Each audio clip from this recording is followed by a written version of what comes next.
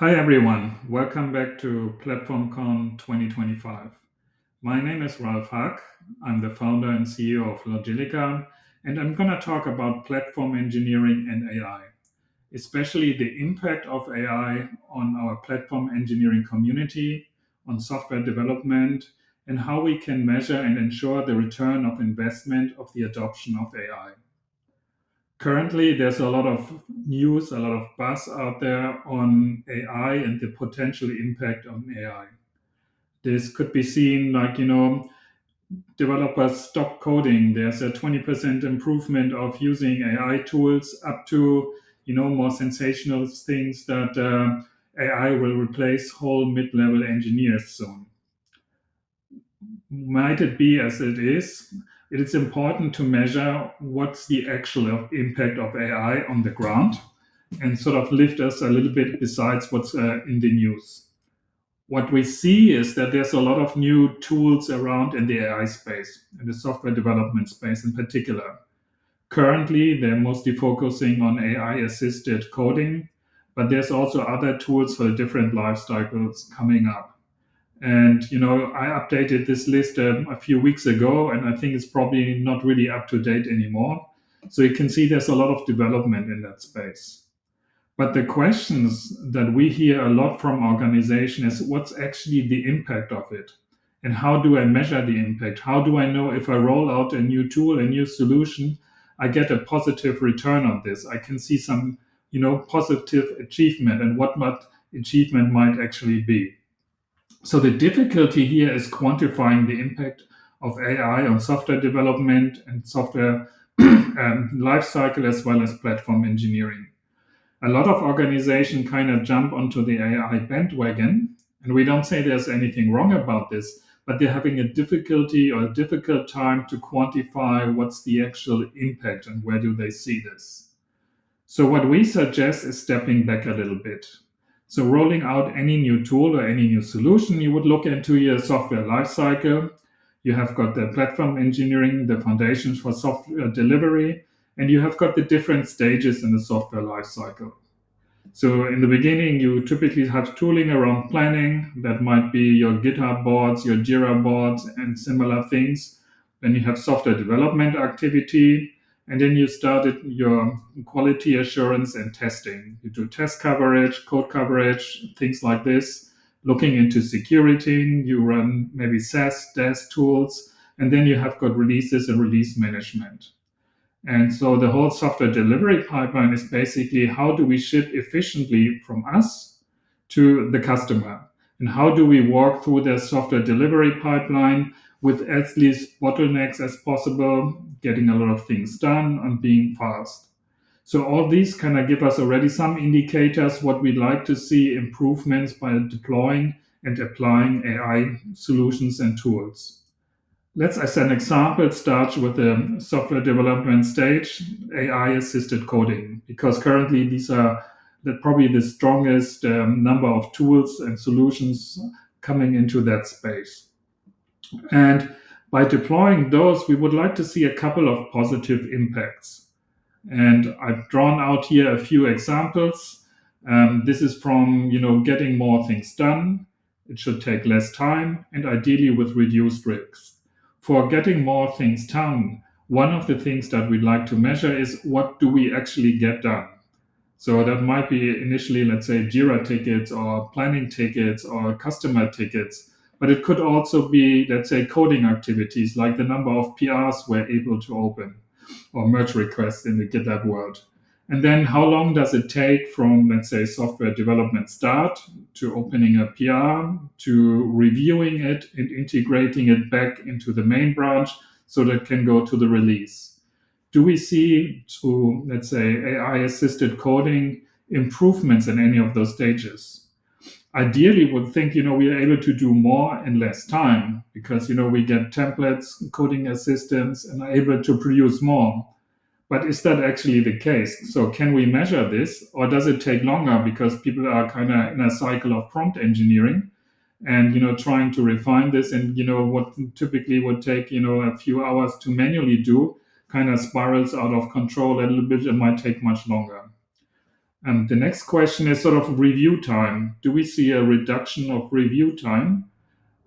Is the code better structured, or do reviews actually take longer because now we have AI generated code and none of the other team members are really too familiar, and even me who have gone writing this code take something on face value rather than having that deep knowledge. So that's another thing to measure. And even going back, you might be able to produce a lot of code, but that also means you have to do a lot of reviews. So what's the impact on the team there? And do we actually get the improvement we like to see? And then obviously the integration back into the main branch, does that work as expected? Or do we have more, merge conflicts or merge complications in doing so? And then lastly, what does it mean for, the ability in terms of risk? Is the code maybe way too long to what we normally have? Should the PRs be smaller? Is the reviews now getting more complex? We have more cycles. And is there other development risks that are involved? All these things are not so obvious. And they really might depend from organization to your style of development, to the team, and so on and so forth. But it's kind of probably some of the key indicator around throughput, what you get done, the time it takes, and the risk is involved that you want to measure and kind of compare from the pre-AI solution world to applying and deploying AI. So that's the one, let's say, on the actual software development, software coding side. Obviously there's more to it.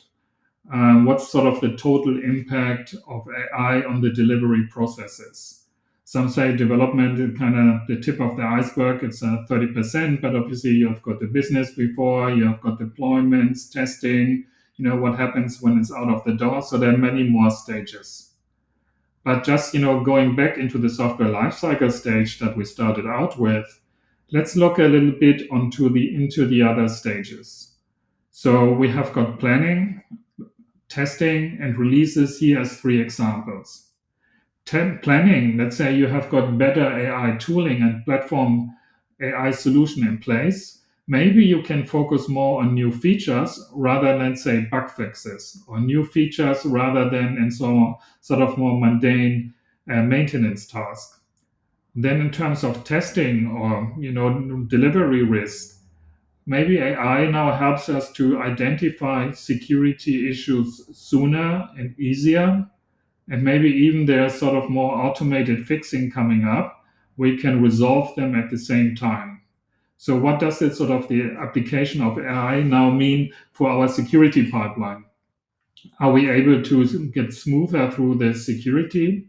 Or, through automation, do we create many more security issues which might not actually all be real, and we spend more time in reviewing them, triaging them, and sort of checking them off? Do we see positive impact on the build pipeline? Do we generally, let's say, have higher build reliability through various AI tooling?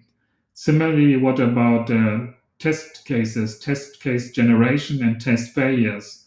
Do we produce at least the same quality of code? Or, do we now maybe produce much more code, and it's much more difficult to have end-to-end testing, proper code coverage, test coverage, and so on and so forth? Again, that's probably something to look into, to measure and see what's the impact, so that we are not focused on sort of just one number, but looking across the software lifecycle. And then lastly, obviously, is the deployment frequency. Are we now able through AI tooling to deliver and ship more often? And ideally also, not only more often, but each delivery kind of takes less time. And can we measure this? And it kind of goes, if you normally use DORA metrics, what's the impact on DORA metrics on that stage? Do you see a positive impact there as well?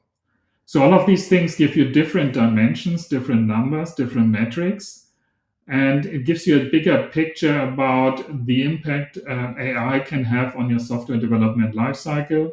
And then, you as a platform engineering team being involved in all of these different stages to a degree or not, you can make a good case why you should continue investing in those areas, and, what's the return of investment. And just looking back into the return of in the investment, which is sort of the intro topic to this presentation, for business, it's always important, what's the dollar value behind it? Is it a nice feature to have? Is it a nice new technology? And yes, it maybe even improves, developer satisfaction by having AI tooling and having things simpler. But what's the actual dollar value that comes out of it? For that, we suggest to have, again, choose 2 or 3 metrics and 2 or 3 dimensions where you want to measure the impact of AI, of AI. And that might be, let's say, in the team velocity. As I just explained a little bit earlier, if you're able to ship faster, you basically save time. That's time that you save that equates to engineering hours. And obviously, engineering hours cost dollars, cost money. So if you're able to say we are able to, 10, 15, 20% of engineering time is saved per delivery, per, release, that's immediately clear to the business what it means in terms of dollar values and a positive benefit. The other aspect you might look into is customer issues. Does our quality improve, and do we have a reduction in the support tickets or the support loads, or are we able to, more automatically respond to this? Again, that kind of is equatable to dollar value. And then lastly, the platform stability overall. Maybe you have got now a much better process in place. A lot of things are automated, failovers or fallovers are kind of managed better, and you've got higher uptime. And your mean time to recovery, going back to borrow metrics, also improves. Again, this is sort of something that you can express in dollar values. And again, for your organization, only 1 or 2 of these dimensions or other dimensions might be important. But what we see is quite relevant to have sort of a before or after. And even if you don't have a before, track some of these metrics over time and see where you improve. And that really gives you a very good argument why you should invest in certain areas.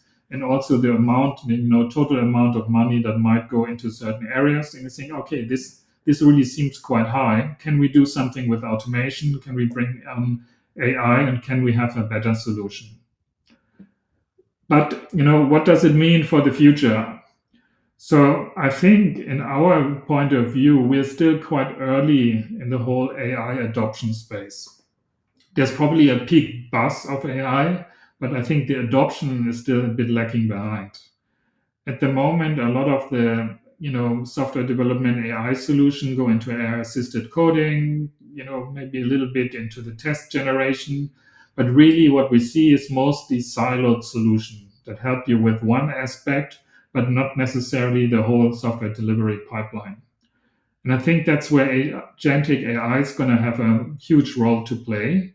Once we can connect up those different software lifecycle stages and basically have a continuous flow from one, let's say one AI agent from one stage to the next stage, ideally all those numbers that I presented before, you should see a much bigger impact. And the return of investment of the whole different stacks that kind of connected should also be much more meaningful. So in summary, I think, we think the whole AI assisted software lifecycle and the impact on platform engineering is still in its early stages. And it's soon going to be, for sure, it's going to be a maturity journey, both in the adoption of AI as well as how the organization deals with it, how you express the return of investment, and how you're having that conversation internally to move the journey and move the needle forward. There's 2 things to it. What we believe, one is sort of baselining. So if you haven't introduced anything yet, it's very useful to do a baselining, doing some of the numbers I showed before, and say this is where we stand. Then you introduce the tooling, and then you track your goals and how you perform against those. If you already started, great. You start where you are. That becomes your new baseline, and you see how you improve. So overall, we believe that sort of the platform maturity and AI maturity can easily be kind of brought back to some of those numbers. And that means basically improvement on the bottom line of the business. And once you create that connection and communicate that connection. So it's like a virtuous circle where it will be much easier to roll out more tools and see and measure the impact of more tools and solutions. So thank you very much for listening in. If you've got any question, please reach out to me, ralf.huuck@logilica.com. And otherwise, I wish you a great PlatformCon 2025. Thank you very much.